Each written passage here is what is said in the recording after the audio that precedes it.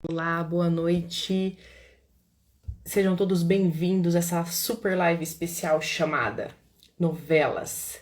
O que elas fizeram com a sua mentalidade? Vamos esperar o pessoal chegar. Tô super animada para essa live. Esse assunto é muito importante. Eu acho que tem gente que vai se surpreender com o tanto de coisa que tem a respeito desse tema e que talvez vocês nunca tivessem pensado. Oi, Vanessa, querida Dona Mônica, querida Renata, querida Letícia, estava super empolgada. Eu também, Letícia, eu também. Ivete, Aline, Tati, querida, minha amiga. Gente, olha, eu vou esperar só um minutinho pro pessoal chegar, porque esse tema é tão importante, ele diz respeito a tantas nuances que eu não posso esperar muito, né?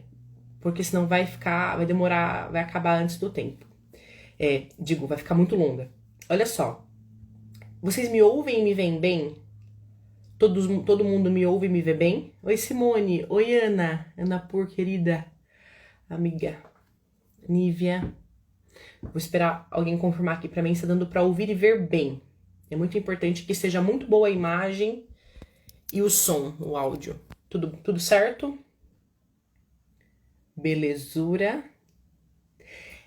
Eu vou desativar os comentários. Volto no final da live para possíveis perguntas, para possíveis comentários. Vai ser importante essa interação no final. E vou desativar os comentários e volto no final, tá bom? Deixa eu colocar aqui os comentários desativados. Olha só, a primeira coisa que eu quero falar é que essa live ela vai ter uma estrutura diferente. Eu precisava organizá-la num formato de aula. Por quê? Porque ela trata de elementos muito distintos, mas que estão conectados. Então, se eu faço num formato de live comum, a chance de ficarem coisas perdidas, não costuradas, é grande. Então, eu falei, não, eu vou fazer numa forma de aula mesmo, no modo como eu preparo as minhas aulas, seguindo um método, para que fique o mais claro possível, tá? Porque é um tema que realmente demanda de nós uma atenção especial. Esse é o primeiro ponto. Então, ele vai ter um formato de aula. Vocês vão ver que eu vou ler citações. É assim mesmo, né? A gente precisa trabalhar com textos. Vou ler alguns autores importantes para a gente entender tudo isso daqui. Vou trabalhar com biografias. Vou ler coisas que eu mesma preparei e escrevi. Este é um formato de aula. Então, por isso, essas nuances são importantes, né? Então, vocês precisam ter mais paciência, que é aquela paciência que a gente tem quando a gente assiste aula, né? Que é uma coisa um pouco diferente. A dinâmica é um pouco diferente. Esse é o primeiro ponto. O segundo ponto é por que eu escolhi esse tema. Esse tema ele diz muito respeito à minha própria biografia, porque eu fui uma pessoa que tive contato com novela desde muito pequena, então eu me lembro de sentar à tarde para assistir a sessão da tarde, quando passava Por Amor pela 20ª vez, eu ainda era pequena, História de Amor, que é uma novela também que eu era pequena, já era, não vale a pena ver de novo. Depois vinha Malhação, que é a primeira edição com a Priscila Fantino, Mário Frias, Tati e Rodrigo. Depois já vinha a novela das 6, a novela das 7, e às vezes eu assistia a novela das 8, às vezes não, porque ia na escola, a gente tinha que dormir e tudo mais. Mas eu fui uma criança que teve acesso à novela muito cedo. E quando nós fazemos um exercício de consciência e de autoconhecimento, a gente começa a mapear quais foram nossas principais influências. E uma pessoa nascida na década de 70, 80 e 90 e criada num ambiente com acesso à televisão, ela foi uma criança e uma adolescente que teve acesso direto ao seu imaginário com a formação a partir de novelas. Então as nossas casas não tinham livros, as nossas casas não tinham boa literatura, mas a nossa casa estava sempre com a televisão ligada. Nós consumimos novela.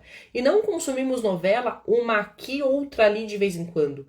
Na grande maioria, nós consumimos muitas novelas, uma atrás da outra, durante muitos anos. Então é impossível que isso não nos tenha afetado. É impossível que nós consumimos novela por horas seguidas, durante todos os dias, exceto aos domingos, por 3, 4, 5, 10 anos consecutivos, isso não fez nada conosco. E eu vou provar que é impossível. Quando alguém diz assim, Ah, não, eu assisto para me distrair. Ah, não, é só um entretenimento, não tem nada a ver comigo. Eu sei muito bem que não me influencia. Isso é impossível. E quem explica isso é Santo Agostinho. Desde o começo da tradição filosófica, o que a gente tem? A gente tem uma noção anexa, uma noção de casada da ideia de belo e bom. Toda a tradição da arte grega, por exemplo, e romana, você nunca tem a separação daquilo que é belo e bom. Se é belo, é bom. Então é por isso que os deuses gregos, eles eram esculpidos com uma grande preocupação em expressar a beleza. A beleza sempre foi vinculada à ideia de bem. Então, você tem muitos textos e muitos registros, por exemplo, que não se fala em bem e mal, se fala em belo e mal. Porque a ideia de bem ela é intrínseca à ideia de belo. Então, se é belo, é bom. E com o cristianismo, isso ganha uma nova proporção, que vai ser o quê? A preocupação com a formação das virtudes, né? Ou seja, aquilo que é bom deve sempre se opor ao que é mal. E você tem que necessariamente incentivar e motivar as pessoas para que elas tenham acesso ao que é belo, para que elas tenham acesso ao que é bonito e causa uma boa sensação em nós, porque o homem, ele tem, como é que nós recebemos os sentidos? Nós recebemos, em primeiro lugar, a partir do sentido motor corpóreo, ou seja, os olhos, os ouvidos, a boca, o tato. Nós recebemos no sentido corpóreo as informações do mundo, e esse é o sentido material, cognitivo, e nós interiorizamos essas realidades que passam, em primeiro lugar, pela imaginação. Então vocês devem ouvir falar assim, imaginário, o que é formação do imaginário, o que é imaginação? Imaginação nada mais é do que a capacidade que a gente tem de comparar as coisas. Então se eu falo aqui pra vocês agora, nós temos 279 pessoas online, se eu falar assim pra vocês, por favor, imaginem uma mulher loira. Imaginem uma mulher loira de olhos azuis. Imaginem uma mulher loira de olhos azuis, magra. Imaginem uma mulher loira de olhos azuis, magra, com a pele rosada. Essa imagem dessa mulher, ela é mais ou menos a mesma para todos nós. Não exatamente a mesma, porque a minha imaginação está em mim e a de vocês em cada um de vocês, mas a gente tem um tipo que é possível imaginar. Um cachorro não faz isso. Isso é uma capacidade humana de você reter na realidade uma ideia, guardá-la no seu interior e você é capaz de acessá-la quando você quer, porque ela está na sua memória. Um cachorro não faz isso. Um cachorro, se ele está passando na rua e ele vê um potinho de comida, ele vai beber. Porque ele tem, ele tem aquela imagem guardada na memória dele. Mas, se você pedir pro cachorro, olha, Totó, imagina aí uma mulher loira, ele é incapaz de fazer isso. Porque ele não tem a condição de voluntariamente rememorar, buscar na memória a imagem de uma mulher loira de olhos azuis com as bochechas rosadas. Isso é uma capacidade humana. Tudo o que nós apreendemos através dos sentidos, nós guardamos na nossa memória. Ele passa pela imaginação para aprender aquela forma, aquele imaginário, aquela fantasia, o nome é fantasia. E por isso nós temos aquela ideia de que fantasia é alguma coisa que você imagina, alguma coisa que você gosta, alguma coisa nesse sentido. E você guarda no seu imaginário. E, importante, quando você tem no seu imaginário alguma impressão, alguma ideia que te gera um sentimento específico, você também é capaz de rememorar aquele sentimento. É, por exemplo, o que acontece quando a gente vai na casa de alguém e a gente sente um cheiro de comida e fala, nossa, tem o cheiro da comida da minha mãe. Ou seja, você aprendeu o cheiro pelo sentido, pelo olfato, e você é capaz de rememorar na memória que aquilo te traz uma boa lembrança. Tudo isso é formação do imaginário. Então, quando nós damos aos nossos filhos boas músicas, boas cenas, bons livros, boas amizades, um ambiente bom, nós estamos formando essa imaginação delas. Nós estamos dando elementos para que depois elas tenham essa capacidade de rememorar essas impressões. Isso é imaginário. A gente tem os sentidos corpóreo e imaginário, memória e a razão. Como é que a razão age? Ela precisa de elementos que estão na memória. E a razão, ela tem a capacidade de inteligir. E daí ela tem a capacidade de fazer juízos. Isso é bom, isso é mal, isso é prudente, isso não é. Mas tudo passa primeiro por essas sensações corpóreas. É por isso que a gente costuma dizer assim, que uma criança pequena, ela ainda não tem um desenvolvimento cognitivo. O que isso significa? Significa que ela ainda está naquela parte corpórea. Tudo para ela ainda é gosto, cheiro, visual, né? Ela ainda está desenvolvendo. Então, o que nós fazemos? Nós ajudamos as crianças a desenvolver a cognição. Então, você pega uma criança pequenininha de 5 ou 6 anos, e você de 2 ou 3 anos, e você mostra as cores para ela. Olha, essas cores, esse é o azul, esse é o vermelho, esse é o rosa, esse aqui esse é um cheiro, esse é um gosto. Você vai dando elementos para que a criança vá desenvolvendo a cognição dela. E a criança não faz isso sozinha, ela precisa de uma condução. Então, quanto mais cedo você vai dando a ela acessos a essas coisas, a uma boa música clássica, a uma boa imagem artística, a um ambiente ordenado e limpo, você está ajudando a criança a desenvolver a cognição dela mais rápido possível, para que ela possa atingir a razão também mais rápido. Esse é o primeiro ponto. Então, é impossível que o contato frequente com um tipo de imagem não cause em nós nenhuma sensação. Não gere em nós nenhum tipo de imaginário. Se eu falar para vocês aqui agora, imaginem a cena da Carolina Dickman, que toca aquela música e começa a raspar o cabelo dela, você consegue fechar os seus olhos e sentir aquela sensação que você teve naquele momento, que é uma sensação impactante. E é uma sensação de piedade, né, de sofrimento, de misericórdia em relação ao sofrimento alheio. Aquela cena é muito forte, muito rememorável. Quem assistiu Laços de Família é impossível não se lembrar daquela cena. A música vem na cabeça. Por quê? Porque passou pelo nosso imaginário, está no nosso imaginário. Agora, quando nós estamos raciocinando, e quando a gente não tem uma razão ainda bem desenvolvida, principalmente através do estudo, ou seja, de conhecer critérios gerais, de compará-los e para poder julgar, o nosso imaginário age mais. Então ele age, inclusive, naquilo que a gente não entende conscientemente. E isso eu vou mostrar a partir de agora em relação ao processo das novelas. Então esse é o primeiro ponto. Inclusive, a virtude da prudência, que é uma virtude que vai ganhar corpo, forma, importância com o cristianismo, é a virtude de o quê? A virtude de você saber comparar o passado, o presente e o futuro. Um cachorro não faz isso, um animal não faz isso, é uma virtude humana, a prudência. Olha, isso já aconteceu, não é bom, se eu ir por aqui, provavelmente as coisas não vão ser boas, porque aqui há a desonestidade, a mentira, isso não é bom.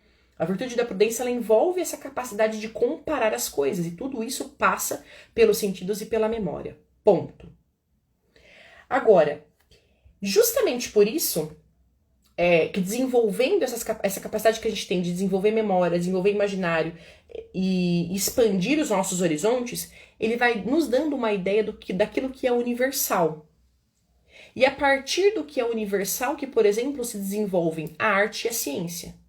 Fulton Sheen diz uma coisa que eu gosto muito, ele diz, um cientista, em primeiro lugar, ele é obediente. Porque ele precisa ficar quieto e observar a natureza que está exterior a ele. Nenhum bom cientista é alguém que não sabe obedecer. Para você ser um bom cientista, você tem que obedecer, você tem que observar, ver como é que aquele universo já funciona independentemente de você, aprender aquelas regras para que então você possa desenvolver uma ideia, um sistema, algum tipo de identificação uniforme. Então, o princípio da ciência e da arte é a universalidade. É por isso, por exemplo, que a gente ouve falar das 7 artes liberais. O que eram as 7 artes liberais desenvolvidas na Idade Média? Você tinha, em primeiro lugar, o trivium, que era gramática, ou seja, você domina o seu idioma, porque a definição básica do que é a língua está também em Santo Agostinho, no De Ordine. Ele vai dizer o seguinte, olha, os homens começaram a perceber que eles precisavam se comunicar. Perceberam que eles precisavam se comunicar. Então, através de sinais externos, ou seja, do som da fala, foram desenvolvendo códigos para que a minha mensagem, a minha alma e a minha mente tivesse condição de se comunicar da outra pessoa. Essa é a base da comunicação. É um conjunto de signos representados que um consegue consegue acessar do outro. Então, você tem a gramática como o primeiro passo do Trivium por isso. Depois a retórica e a dialética. A dialética, você organiza esse pensamento, e a retórica, você expõe esse pensamento. Porque uma coisa é você pensar e acessar a linguagem, a outra coisa é você organizar isso, a tese, você tem uma tese, você tem uma antitese, depois você tem uma síntese, e por fim, você ter a arte da retórica, que é a sua capacidade de expressar esse sentimento, que a base disso está no livro A Retórica. É uma arte, né? Uma arte fundamental, a retórica. Depois, passado pelo Trivium, você tem acesso ao Quadrivium, que é então matemática, aritmética, geometria e astronomia. Por que artes liberais? Porque o homem precisava se libertar daquela condição única, daquela condição necessariamente material. Então, se você trabalha no campo, você fica ali lidando com a matéria o tempo todo. Se você trabalha com comida, com plantas, você fica ali o tempo todo trabalhando na cozinha. Então, as artes liberais eram uma maneira de libertar o homem da sua condição apenas material para que ele atingisse aquilo que é transcendente. Terminando aonde? Na astronomia. Por quê? Porque é o que está mais perto de Deus, é no céu. E depois eu vou deixar, no final, eu vou deixar uma indicação bibliográfica de tudo isso que eu estou falando. Então, você tem as artes liberais justamente nesse movimento, para que o homem saísse de si, saísse daquela condição material e tivesse acesso àquilo que é transcendente, aquilo que está além da matéria. Agora, o que é que acontece, especialmente a partir do século XIX? Você já tem uma decadência dessa ideia de artes liberais a partir do século XII e XIII. Você já tem uma decadência. Mas no século XIX ela vai ganhar uma ruptura fundamental, que é com o quê? Com o marxismo. A gente vai falar assim, marxismo é isso, marxismo é aquilo. O que é marxismo? O que você precisa saber? Se você não é professor de história, se você não é intelectual, se você não é um pensador, se você não tem nenhuma relação direta com essa área, o que você precisa saber sobre marxismo? O marxismo é uma corrente filosófica baseada nas ideias de Karl Marx, que acreditava que o seguinte, ele acreditava que ele tinha descoberto qual era o motor da história. Ele falou, não, tem algo aqui que sempre se repete, é o motor da história. É algo que existe independentemente do contexto, independentemente da sociedade, independentemente da civilização, que é uma coisa chamada materialismo histórico. Então o que Marx vai dizer? E aqui eu vou ler as palavras de Marx. Ele vai dizer o seguinte: o que eu fiz de novo foi 1. Demonstrar que a existência das classes só está ligada a fases de determinado desenvolvimento histórico de produção. Ele vai dizer assim, há um meio de cada época tem o seu meio de produção e as classes estão amparadas nesse meio de produção. E há sempre duas classes, uma oprimida e uma opressora. Essa luta de classes é o motor da história.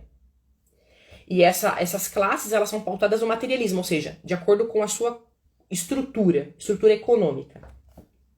2, que a luta de classes conduz necessariamente à ditadura do proletariado. Vai acontecer, vai desenvolver esse movimento da luta de classe até o momento que necessariamente vai acontecer uma ditadura do proletariado. O proletariado vai tomar o poder da burguesia e vai acontecer a revolução. 3, que essa ditadura constitui apenas a transição para a abolição de todas as classes. O que acontece é que Marx errou em todas as previsões dele.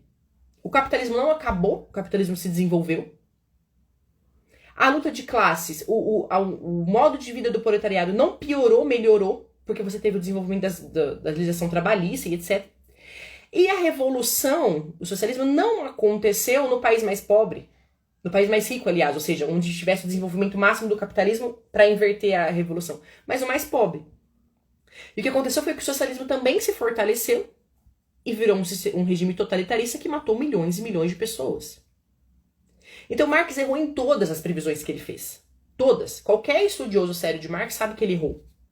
E ainda assim o marxismo é a corrente ideológica que mais influencia a academia brasileira, por exemplo. Agora, existe um outro pensador, então guardem Marx na cabeça, existe um outro pensador pouco falado, pouco citado, pouco estudado, que era um marxista, era um comunista italiano, que ele ficou 3 anos preso, ele foi preso pelo fascismo na Itália, e de 29 a 32, ele escreveu 33 cadernos, ele pedia cadernos onde ele estava preso, e era liberado para ele pelo diretor da instituição. Ele pegou cadernos escolares, escreveu 33 cadernos, chamado Cadernos do Cárcere. Antônio Gramsci. Antônio Gramsci era um comunista, e a tese fundamental de Gramsci é essa aqui. Ele falava, olha, não tem como você separar a filosofia da política. É impossível. Você não tem como fazer essa revolução através dessa luta de classes física, que vai necessariamente acabar na ditadura do proletariado. Não é assim que se faz. Você não tira a filosofia. Gramsci vai falar, o que você precisa fazer é atingir a linguagem. Porque se você conduzir a massa pela linguagem, então você vai conseguir fazer a revolução. Então, qual era a tese dele? Que a revolução não se daria pela luta de classe, mas ela se daria pela cultura. Então, como é que Gramsci vai, durante esses 33 cadernos, toda a obra de Gramsci é póstuma, tudo foi publicado depois que ele morreu. São 2.500 páginas. Então, Gramsci ele escrevia orientações de revolução pros comunistas, e esses 33 cadernos ele vai falar, olha, vocês têm que fazer isso aqui.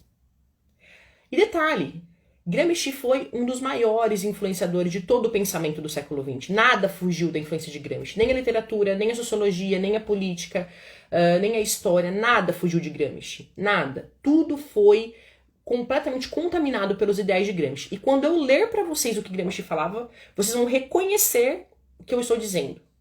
Então ele dizia, olha, você tem que... A condução do mundo, do modo de vida das pessoas, ele tem que necessariamente... partir por uma linguagem comum. Ele fala, você não pode separar as coisas, assim, ó, há uma classe intelectual filosófica e há um modo de conduta prática daquela massa que tem que obedecer. Ele fala, você não faz isso, você une as coisas, você conecta filosofia, religião e modo de vida. E se você separar, você perde, você tem que conectar, é assim que a revolução cultural acontece. E aí ele fala, você tem alguns passos para que isso seja desenvolvido. Então agora abre aspas porque eu vou ler o que Gramsci falava. Neste ponto coloca-se o problema fundamental de toda a concepção de mundo, de toda a filosofia que se transformou em um movimento cultural, uma religião, uma fé, ou seja, que produziu uma atividade prática e uma vontade nas quais ela esteja contida como premissa teórica implícita, uma ideologia. Pode-se dizer, desde que se deu o termo ideologia, o significado mais alto de uma concepção de mundo, que se manifesta implicitamente na arte, no direito, na atividade econômica e em todas as manifestações de vidas individuais e coletivas. Isto é, o problema de conservar a unidade ideológica em todo o bloco social que está cimentado e unificado justamente por aquela determinada ideologia. A força das religiões, e notadamente da Igreja Católica, consistiu e consiste no seguinte: elas sentem intensamente a necessidade de união doutrinária de toda a massa religiosa. Ele está dizendo assim, na Igreja Católica não tem essa separação. São Tomás e São Francisco, um intelectual e outro não, eles pregam a mesma santidade. Ele está dizendo, a Igreja Católica sabe fazer isso. A Igreja Católica sabe unificar. Continua. E lutam para que os estratos intelectualmente superiores não se destaquem dos inferiores. A Igreja Romana foi sempre a mais tenaz na luta para impedir que se formassem oficialmente duas religiões, a dos intelectuais e a das almas simples. Esta luta não foi travada sem que ocorressem graves inconvenientes para a própria Igreja, porque há sempre dificuldades em manter essa unidade. Mas esses inconvenientes estão ligados ao processo histórico que transforma a totalidade da sociedade civil e que contém em bloco uma crítica corrosiva das religiões. E isto faz ressaltar ainda mais a capacidade organizativa do clero na esfera da cultura, bem como a relação abstratamente racional e justa que a Igreja, em seu âmbito, soube estabelecer entre os intelectuais e as pessoas simples. Então ele está dizendo, olha, a Igreja Católica sabe fazer isso. A Igreja Católica ela está em pé até agora porque ela sabe fazer isso. E é justamente isso que a gente tem que fazer. É com eles que a gente tem que aprender a fazer isso. Você não vai ganhar a revolução pela luta de classes. Você vai ganhar a revolução pela cultura, pela economia, pelo direito, pela arte. Fazendo o quê? Criando um conjunto sedimentado que não separe intelectuais dos mais simples, mas que dê a eles uma unidade. E você vai fazer isso através do quê? Através da linguagem. Mais pra frente, ainda, o Gramsci vai dizer como é que você faz isso. Então ele vai dizer aqui. E detalhe, ele fala assim que uma das maiores debilidades das filosofias que não católicas, né, não cristãs, era que, em geral, eles não terem sabido criar uma unidade ideológica entre o baixo e o alto, entre os simples e os intelectuais, e que isso deveria começar na escola primária, e não nas universidades, mas na base da educação. E aí ele vai terminar dizendo como é que você... Deixa eu ver que eu acho que eu perdi a folha, que ele fala exatamente o que é que você tem que fazer. Deixa eu ver aqui se eu acho. Aqui, achei. Ele fala como é que você faz isso. Ele resume no final deste caderno, é o caderno 11, o caderno dos cárceres de número 11. Ele fala como é que você vai fazer isso. Então ele conclui assim. Disso se deduzem determinadas necessidades para todo movimento cultural que pretende substituir o senso comum. Ele fala, você tem que criar uma dicotomia. Olha, esse velho aqui não é bom, isso aqui não funciona. Idade das trevas, sabe aquele negócio? Idade das trevas, isso aqui tem que ser superado, isso é velho, a gente tem que olhar para o progresso, a gente tem que olhar para frente. O que é que Getúlio Vargas fez no Brasil, por exemplo, que foi a maior ditadura? Esquece o velho, nós temos o olho no progresso, naquilo que é bom, naquilo que é novo. Então você tem que criar necessariamente essa dicotomia, substituir o senso comum e as velhas concepções do mundo em geral, a saber, não prestem atenção nisso daqui. Antônio Gramsci, dos maiores intelectuais e influenciadores de toda a tradição ocidental. Não se cansar jamais de repetir os próprios argumentos, variando literariamente a sua forma. A repetição é o meio didático mais eficaz para agir sobre a mentalidade popular. A repetição é o meio mais eficaz para agir sobre a mentalidade popular. 2.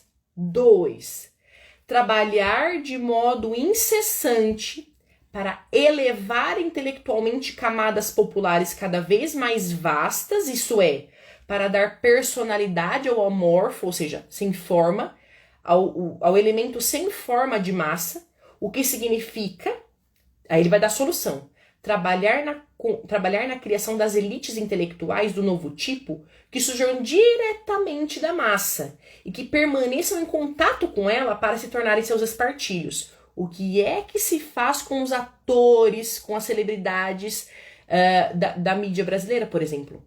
É sempre alguém que veio pobre, é sempre alguém que sofreu muito e que agora é o novo símbolo daquela massa.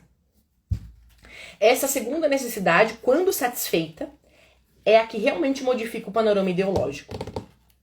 Então você repete, depois você cria uma massa, uma elite intelectual que veio da massa e que mantém um contato frequente com ela. Se você faz isso, você domina a ideologia. Você domina a massa. É essa a teoria básica de Gramsci, é isso que ele vai justificar no Caderno dos Cárceres. Aí agora a gente vai entrar para o nosso assunto. E até aqui, a essa altura, eu imagino que vocês com certeza, já identificaram a relação direta que isso tem com as novelas. Todo mundo sabe, não é novidade para ninguém, que as novelas no Brasil, elas vieram do teatro. Né? Você tinha, por exemplo, Regina Duarte, Francisco Coco, Renata Sorrah, grandes atores que vieram, Cláudia Raia, que vieram do teatro. Mas esses atores que vieram do teatro não vieram sozinhos. Os grandes autores das peças vieram do teatro também. Os grandes autores das novelas vieram do teatro também. E tem um em especial chamado Dias Gomes. Dias Gomes era um dramaturgo, casado com Janete Claire, que também era autora de novelas, que ficou muito tempo no teatro, teve várias peças que não foram bem sucedidas, que foram, né, barradas, etc. E era filiado ao Partido Comunista. Ele era abertamente filiado ao Partido Comunista. E Dias Gomes, ele conta a sua toda a trajetória, e isso tudo está aqui, na autobiografia, Apenas um Subversivo, em que ele vai contar a sua trajetória dentro do Partido Comunista, que ele foi preso, que ele foi perseguido pela ditadura, etc, que várias coisas aconteceram. E Dias Gomes vai narrando no decorrer da sua vida como é que ele foi ganhando espaço dentro da televisão. Então, o próprio Boni trabalhou com o Dias Gomes, ele foi estagiário de Dias Gomes, que depois veio a ser o grande diretor, pai do Boninho. E Dias Gomes foi conseguindo ganhar o espaço que é dele, o espaço, até que uma peça dele chamada O Pagador de Promessas foi um grande sucesso, estourou no teatro. E ele conseguiu levar essa peça para televisão. E ele começou a ganhar prestígio, ganhar nome e etc. Inclusive, numa das citações dele, ele estava explicando sobre um amigo dele que queria levar uma peça de teatro para televisão. E daí ele explica o seguinte, que esse amigo dele queria porque queria, olha só. Viajamos juntos a Salvador para escolher os locais da filmagem. E lá, no quarto do hotel, travamos uma acalorada discussão. Sua leitura da peça ou do argumento era totalmente equivocada. Ele via a história de forma maniqueísta, uma luta entre o bem e o mal, entre os heróis e bandidos, em que o herói era o candomblé e o bandido era a Igreja Católica. Custei a convencê-lo de que o sentido do argumento era muito mais complexo. Do que você fazer o quê? Separar as lutas de classe. Quem é que? Ele está apoiado em quem aqui? Ele está apoiado em Gramsci. Você não separa, você conecta. Um dos problemas mais delicados da nossa viagem dizia respeito ao próprio clero. Teríamos que obter permissão para usar a igreja do Paço e também alguns interiores de outros templos católicos. Com isso, seria preciso fornecer uma cópia do argumento às autoridades eclesiásticas locais para avaliação. Anselmo não queria. Achava que os padres não aprovariam a história. Preferia contá-lo de viva voz. A pessoa mais indicada seria eu, mas ele me proibiu. Você fica calado, não dá um pio, deixa que eu conto. Anselmo é simpático e mentiroso compulsivo. Essa qualidade lhe é reconhecida por todos. Nesse dia, ele foi particularmente brilhante. A história que contou aos padres de profunda religiosidade terminava com um milagre de Santa Bárbara que aparecia a Zé do Burro e o levava consigo para o céu. Como é que eles entravam dentro das igrejas para terem permissão de filmar? Mentindo. Mentindo para o clero. Que não havia nada de errado naquelas tramas, e que eram apenas umas tramas que iam usar o espaço da igreja, que no final das contas seriam salvo, o personagem seria salvo por Santa Bárbara e levado para o céu. Olha que bonito, que grande defesa da fé, não é mesmo? Muito bem. Depois Dias Gomes vai narrar toda a história dele, o livro é chato pra caramba, tem que ler, fazer o quê, né? Ossos do ofício de um historiador, o texto é chato, é um saco, é uma porcaria, ele é chato, mas enfim. Vamos lá. E aí ele vai falar o quê? Ele vai falar quando é que ele fez o quê? Eu acho que tá antes, me perdi aqui. Ele vai falar sobre as novelas que ele conseguiu colocar no ar. Uma das primeiras foi Verão Vermelho, em 1969. E aí ele vai dizer assim, olha só. Sem um dia de descanso sequer, iniciava Verão Vermelho, ambientada na Bahia, entre coronéis, jagunços, capoeiristas e poetas populares, e adornando o tema até então tabu entre nós, o divórcio. Um pouco antes, Janete, a esposa dele, havia lançado O Véu de Noiva, uma trama que já desenvolvera na rádio situada em subúrbios cariocas.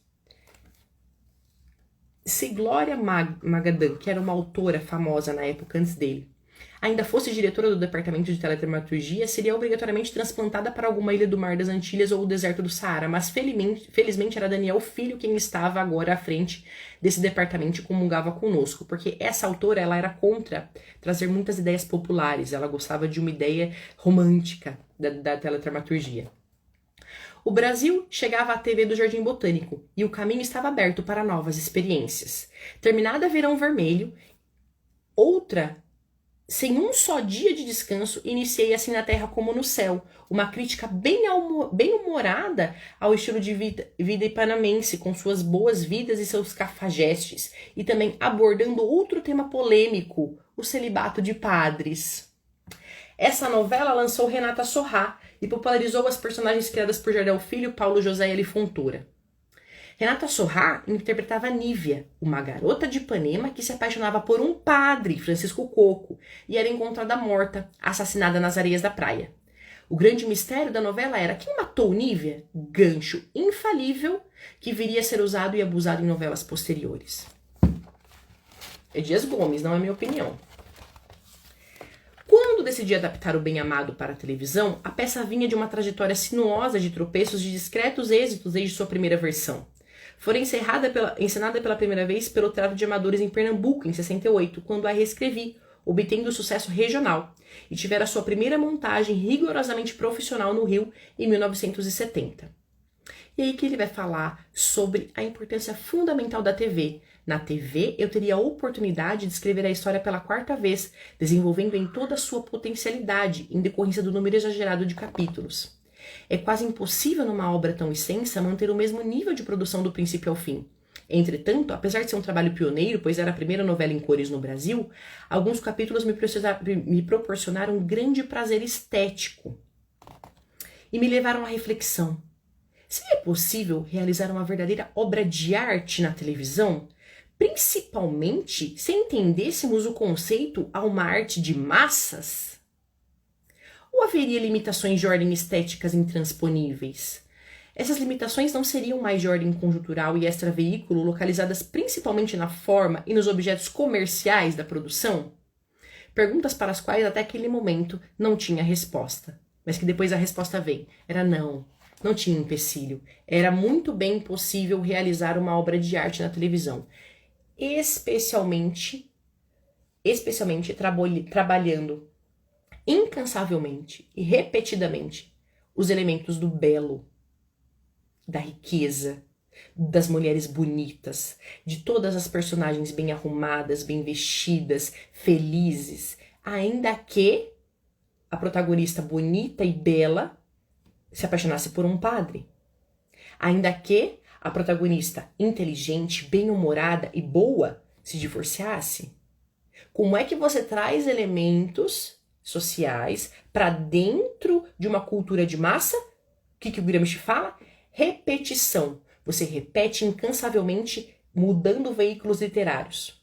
Segundo, trazendo da massa alguém para se tornar excelente intelectual que vai o quê?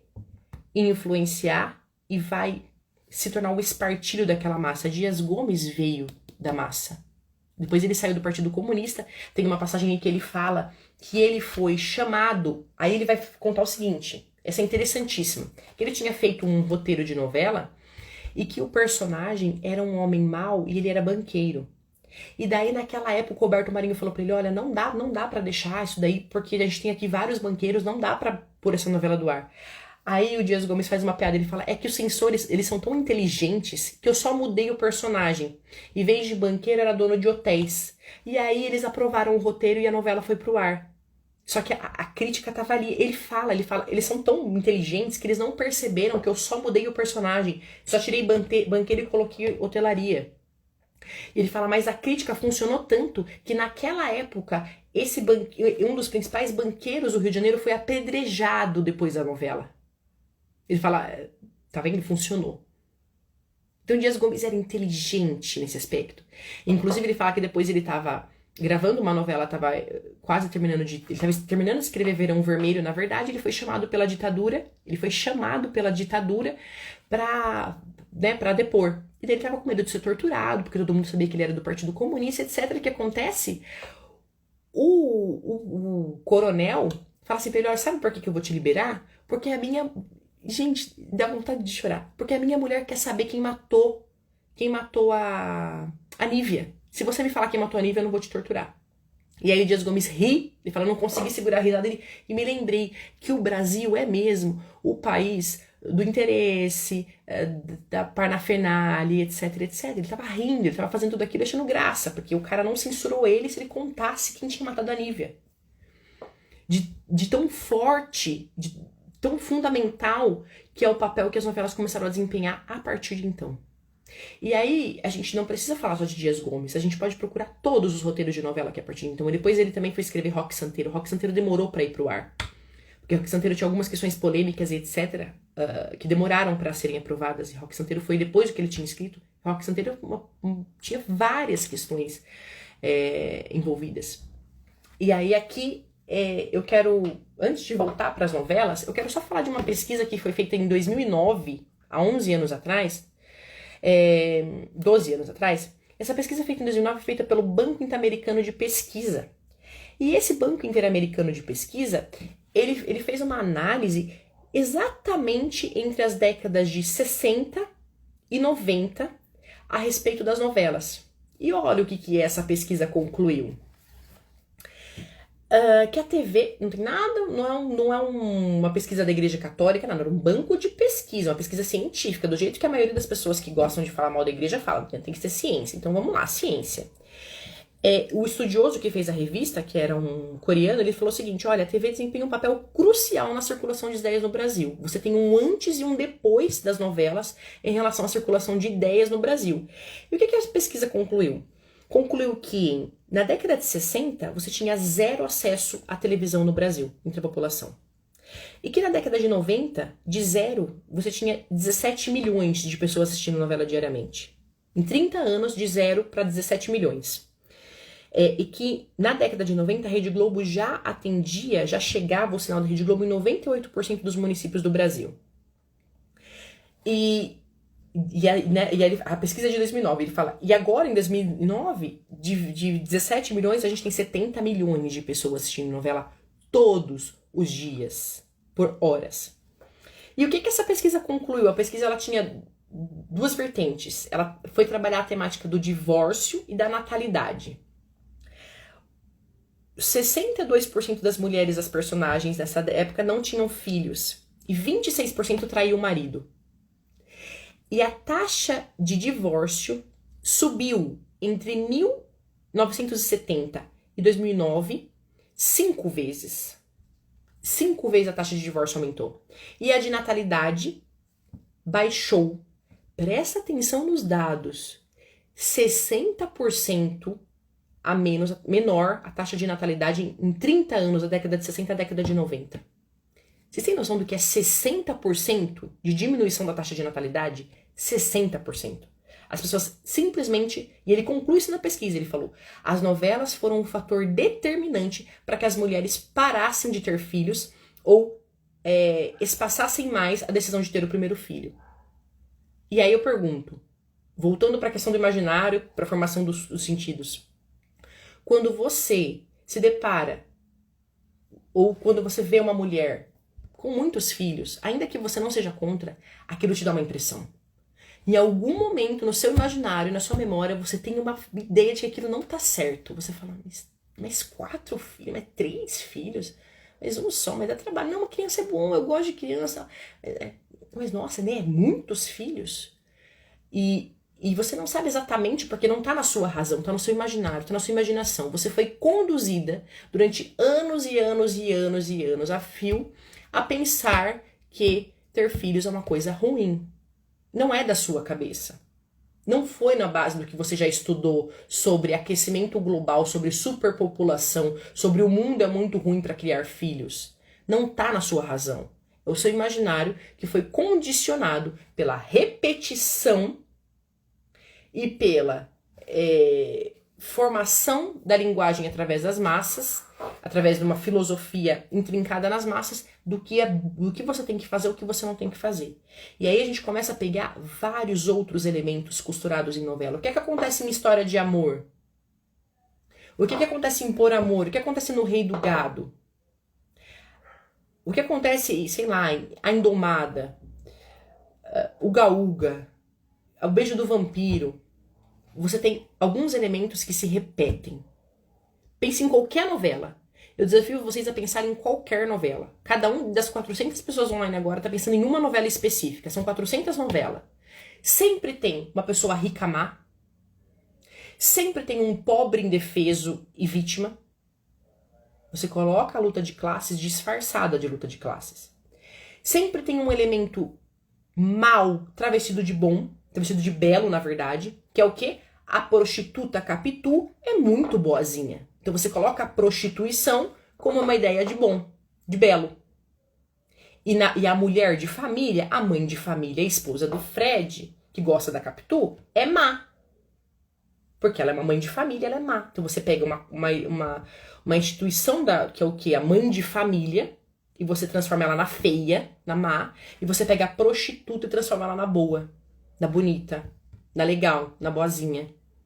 Mulheres apaixonadas, a mesma coisa. E ainda com um elemento que nesse começo, nesse contexto não estava bem desenvolvido, que foi ganhar força mais pra frente, que é a questão da perversidade sexual. Quem aqui não se lembra de um dia estar na sala na novela das novas, passar aquela cena de envolvimento sexual direto, escancarado.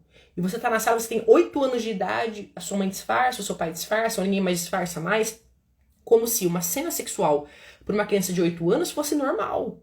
É normal uma criança de 8 anos ter acesso a uma interação sexual de seio, de lábio, de beijo, de posição. Você não mostrava os órgãos genitais, mas você mostrava a posição, você mostrava o movimento, você mostrava o suor do rosto. Isso é imaginário, meus amores.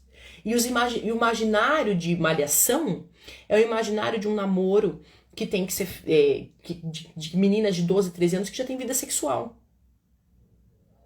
E as meninas que assistem Malhação têm 12, 13 anos. E elas vão fazer o quê na escola?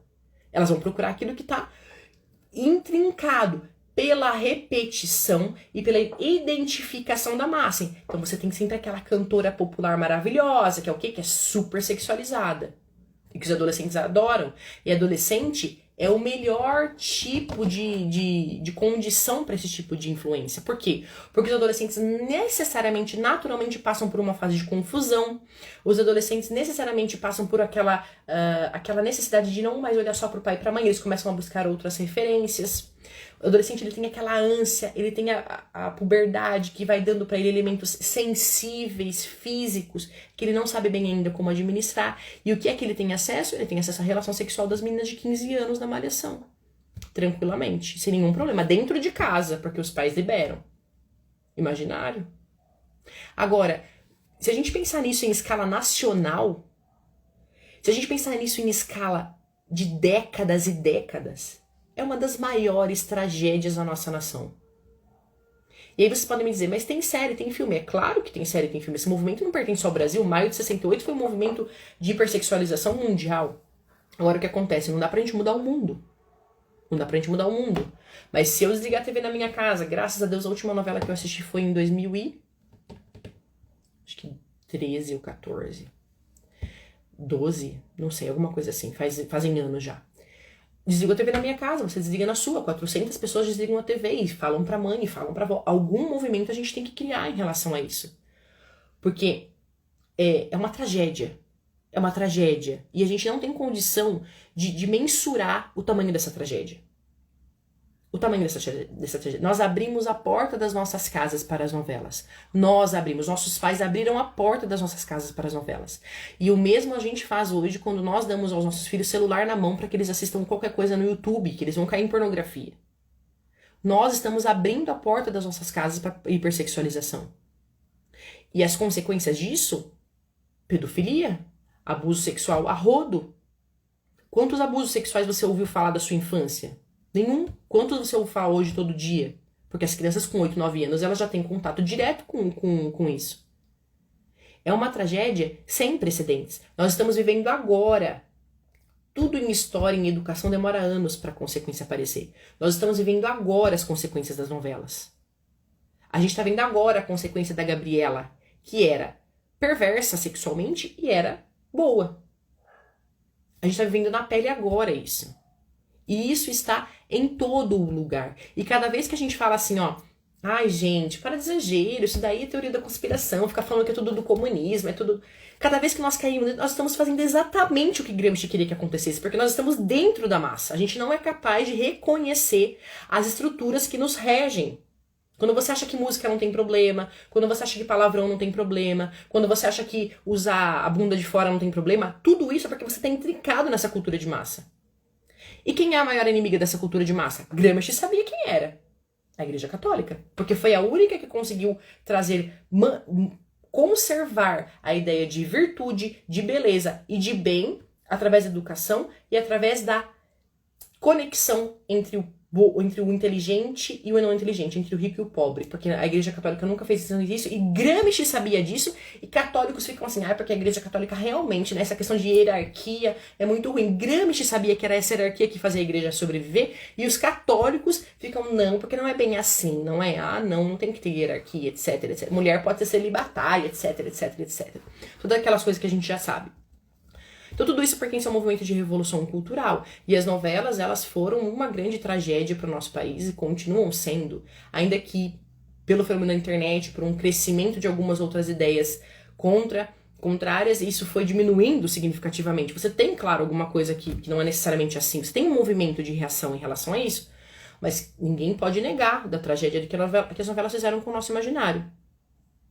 Especialmente em relação à natalidade e a divórcio. Porque qual é a ideia da novela? A ideia é que se o homem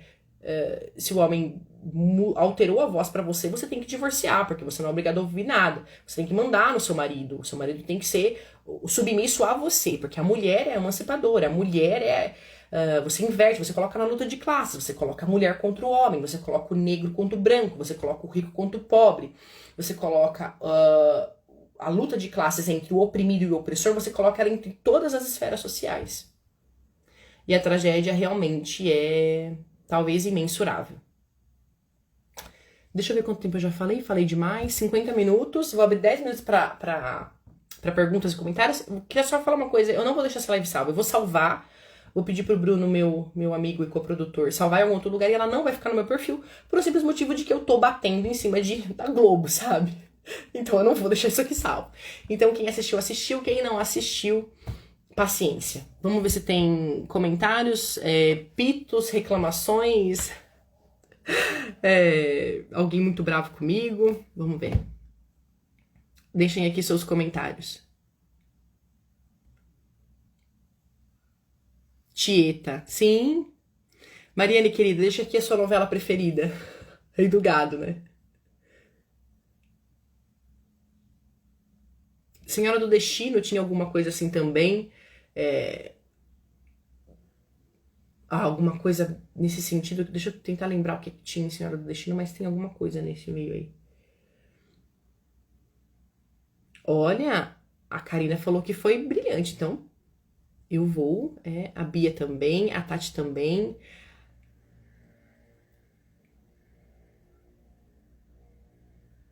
Caminho das Índias, muçulmano, como é que você coloca a ideia de todas as religiões são iguais? Você começa com o clone, com a ideia de que você pode, que todas as religiões são iguais. A Jade era maravilhosa, né? Então você traz assim, você traz pela beleza, você traz pelo aquilo que, nossa, é muito belo, você traz o mal dentro do belo. 420 chiquititas. 423 pessoas. Caramba, eu acho que foi bom. Deixa eu ver, tem perguntas. Eu não sei se eu vou responder pergunta. Além de desligar a TV, o que mais pode fazer para limpar o imaginário? Boa literatura. Boa literatura. Eu vi uma live do Pedro Augusto com a Amanda Stella esses dias em que ele falou: você afunda o mal no bem. Sim, você afunda o mal no bem. Boa literatura, boa música, um bom ambiente, coisas bonitas e belas, boa arte.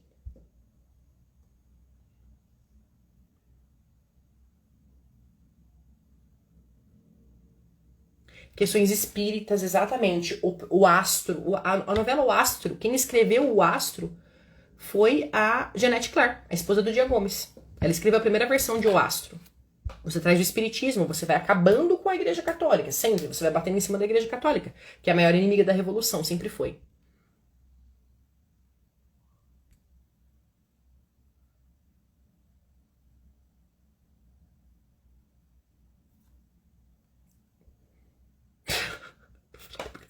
Sabe, não sei. Eu acho que, não sei, sinceramente, no fim das contas, eu acho que... Tá tudo bem, não vai. Viagem era espiritismo, alma gêmea, exatamente. Ideologia de gênero também, é uma das coisas mais recentes. Você tem uma novela, você tinha Chocolate com Pimenta, que aquele menino, Cauã, não, qual é que é o nome desse irmão da Stephanie Brito? Kaique Brito. Ele se vestia de menino, ele não sabia que era menino. Lembra disso? Ele não sabia que ele era menino, ele tinha sido criado como menina, e ele vai um dia no banheiro, não sei como, ele descobre que ele era menino. Ideologia, gente, isso é ideologia de gênero pura. Ideologia de gênero pura.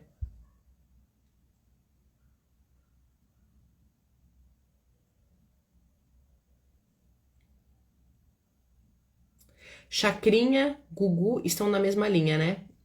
Não, Chacrinha e Gugu é claro, você cria um tipo de.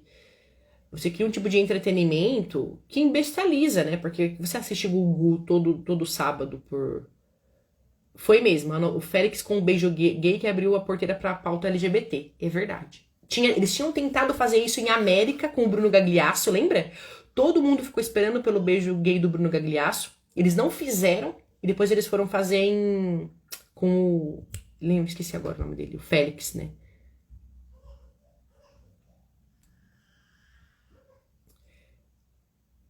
Quem não assistiu novela ainda assim foi influenciado? Foi, claro, porque assim, a novela é um instrumento. Mas você veja o que Gramsci fala. Ele fala, você tem que atingir por várias frentes. Literatura, jornal, revista, Cláudia, não sei o quê, novelas, filmes, seriados. Você tem que inundar a cultura. Você tem que trabalhar na arte, você tem que trabalhar no direito. Você tem que inundar a cultura. O Cravo e a Rosa. A Catarina era feminista. Eu também gostava. Feminista até o último.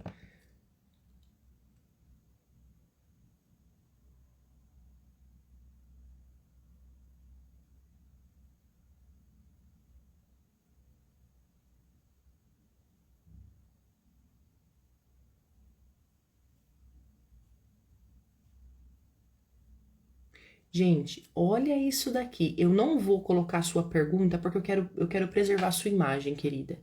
Mas uma menina me deixou aqui escrito. Eu iniciei a masturbação assistindo novela. É óbvio. Não, BBB, pelo amor, BBB já é o final do fim dos tempos mesmo. Gente, masturbação, fiquei passado.